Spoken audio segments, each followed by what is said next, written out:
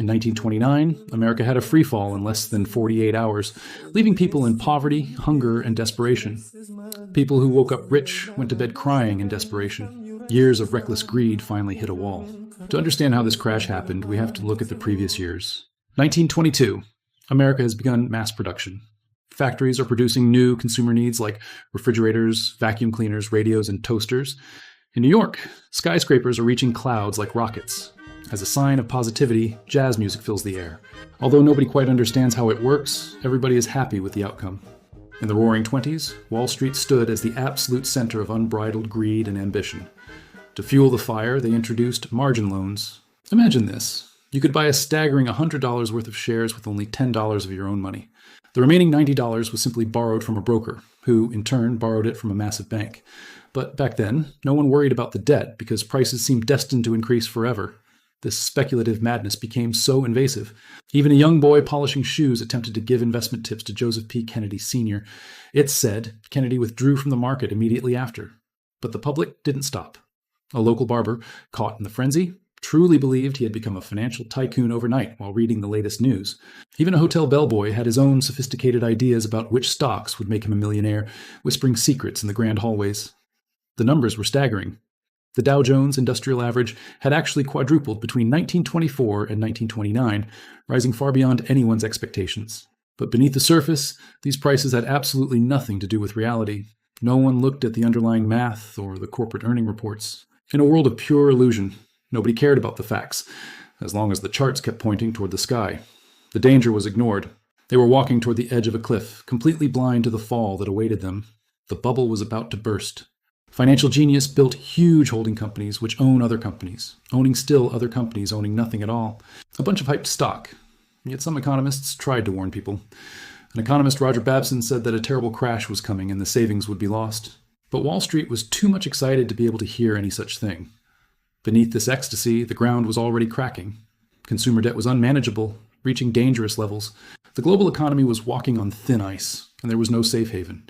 But what could possibly go wrong? Then, October 29th of 1929 arrived, the Black Tuesday. The day American dream crashed into a concrete wall at full speed. The stock market crashed and went below the floor. Dow Jones collapsed. It fell like an elevator with the cables cut. Inside the exchange, panic spread faster than information. The machines couldn't keep up with the avalanche of sell orders. Phone lines collapsed under the pressure. Wealthy investors in perfect suits shouted desperate orders. Some traders fainted where they stood, surrounded by noise, sweat, and pure financial terror. By the time the closing bell finally rang, nearly $14 billion had vanished.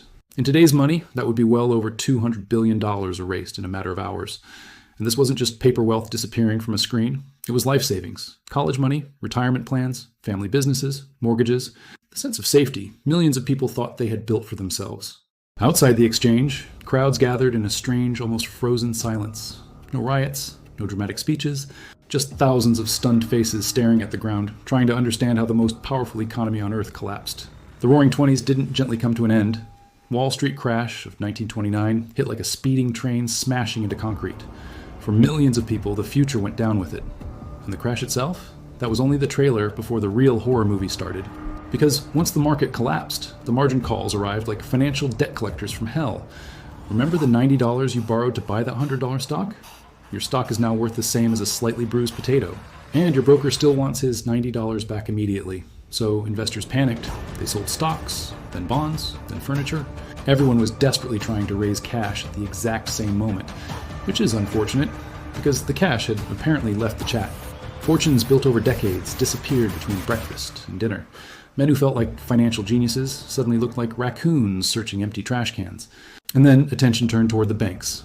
Those giant institutions with marble columns, polished oak desks, and employees who always looked emotionally unavailable. They were supposed to symbolize security.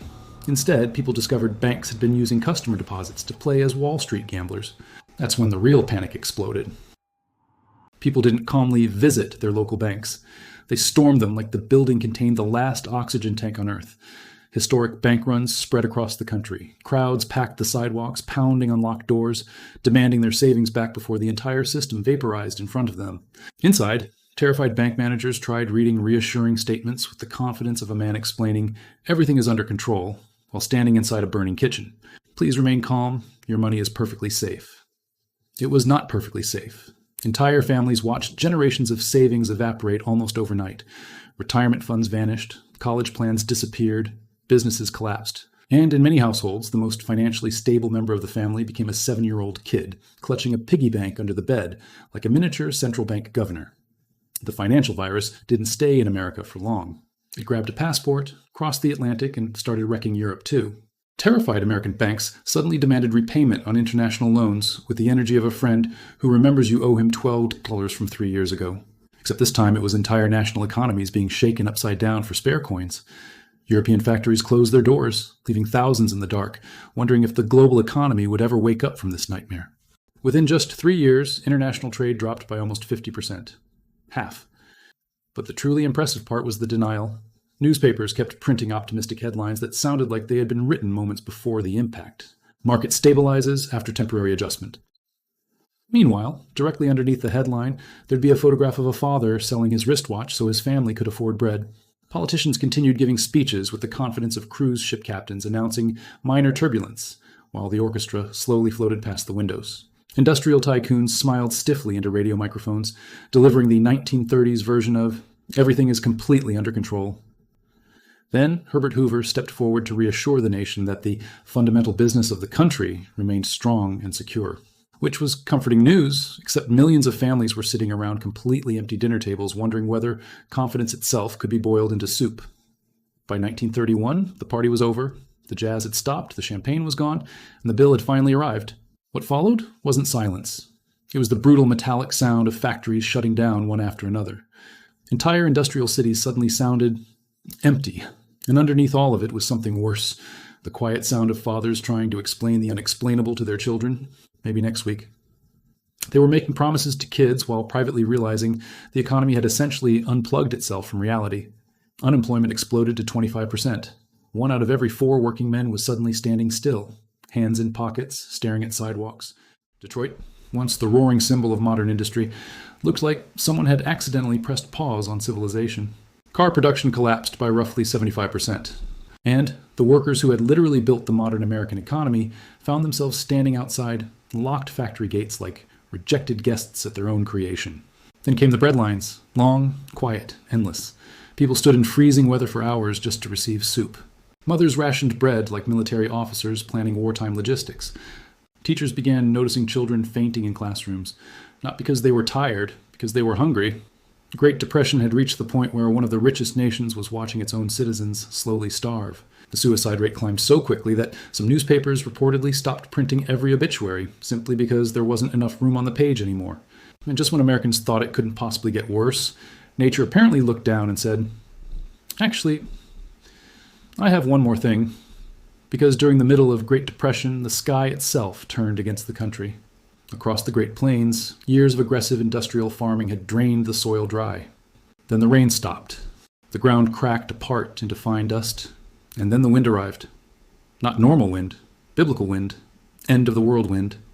Gigantic dust storms, later called the Black Blizzards, rolled across the Midwest like moving walls of darkness. These storms didn't just dirty your porch furniture, they swallowed entire horizons. At noon, the sky looked like midnight. Farm animals suffocated where they stood. Houses disappeared beneath layers of dirt.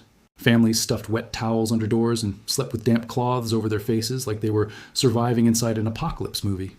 Eventually, millions gave up. Families packed everything they owned into overheated cars, held together by hope, rope, and mechanical delusion. Mattresses were tied to roofs. Pots rattled in the back seats. Entire lives were compressed into vehicles negotiating with death. So they headed west toward California, chasing rumors of survival. Many cars carried homemade signs reading, "California or bust." Back in Washington, Herbert Hoover tried to fight the collapse with infrastructure projects like Hoover Dam. Unfortunately, it did significantly less for families whose dinner plans consisted of maybe tomorrow. Hoover believed federal aid would make Americans dependent. In his view, direct relief was dangerous, irresponsible, and deeply un-American. The sprawling shantytowns built from cardboard, tin scraps, and desperation became known as Hoovervilles. Newspapers used as blankets were Hoover blankets. Empty pockets turned inside out. Hoover flags. Then came 1932, and something inside the country finally snapped. Thousands of veterans from World War I marched on Washington, demanding the bonuses they had been promised for military service. So they built a peaceful encampment near the Capitol and waited. Families lived in tents and makeshift shelters. Former soldiers, men who had fought for the country barely a decade earlier, stood in line asking the government for help. Congress rejected the proposal, and Hoover refused to meet them. And then came the moment that made Americans realize the crisis wasn't just economic anymore. Something deeper had started to rot. The federal government ordered the United States Army to remove its own veterans from the Capitol. Actual tanks rolled through the streets. Tear gas drifted through the air. Makeshift shelters were burned as families ran through smoke. Imagine surviving World War I, only to later find yourself being chased out of your own capital city by the same government you once fought for. That's the kind of plot twist that makes people stop believing the system knows what it's doing. Americans were watching all of it unfold. Not just a financial collapse anymore, a moral collapse. At that point, radical political movements started gaining serious momentum. Communist rallies grew. Socialist organizations filled public squares.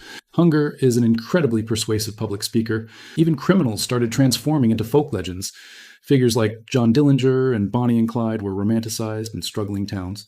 They were seen as rebellious symbols striking back at banks ordinary people blamed for the disaster. The system looked completely broken. And yet, society itself didn't fully collapse. Not because people were hopeful. Most weren't. They survived through sheer stubbornness. The kind of endurance where you wake up every morning because your body inconveniently continues functioning. Neighbors shared food, families squeezed into tiny homes. In a nation built around endless growth, what happens when the machine stops? Who could possibly convince them it would ever start again? Then, in March of 1933, Franklin D. Roosevelt arrived like a man at a house fire carrying a bucket and unreasonable confidence. Millions gathered around radios waiting to hear if the new president had an actual plan. Then he delivered the line, "The only thing we have to fear is fear itself." Roosevelt didn't spend months monitoring the situation. He moved fast. The federal government suddenly transformed into the largest employer in America. Civilian Conservation Corps took unemployed young men, handed them shovels, and shipped them into forests to restore national parks. One day you were in a breadline. The next day, you were in the mountains aggressively fighting erosion with a shovel. Then came the Works Progress Administration, hiring millions to build roads, schools, and bridges. Anything that could be physically nailed or welded. The jobs mattered psychologically. After years of feeling useless, millions of Americans finally had somewhere to go in the morning besides another line. In places like Tennessee, the government began massive hydroelectric projects that looked like civilization, trying to reboot itself from scratch. Then came the birth of Social Security. It said, "You're not just a disposable worker. Society will not leave you on a park bench." America wasn't just rebuilding roads, it was rebuilding its identity. Photographers captured the real face of the Depression, exhausted workers and displaced families. Migrant Mother by Dorothea Lange didn't show triumph. It showed a human who had been hit by history and still refused to fold. Hollywood adapted too. In 1939, audiences watched The Wizard of Oz begin in black and white before suddenly exploding into vibrant Technicolor fantasy. Slowly, America started sounding alive. Radios blasted swing music, as if the country decided that if reality was stressful, it might as well dance.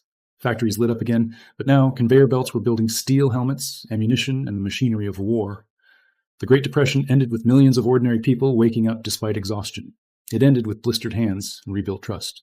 Wealth isn't only about money, it's about understanding the rules of the system. Those who survive best recognize the pattern before everyone else does. To make sure you're ahead of the next turn, hit like and subscribe. Consider it your early warning system. See you in the next cycle.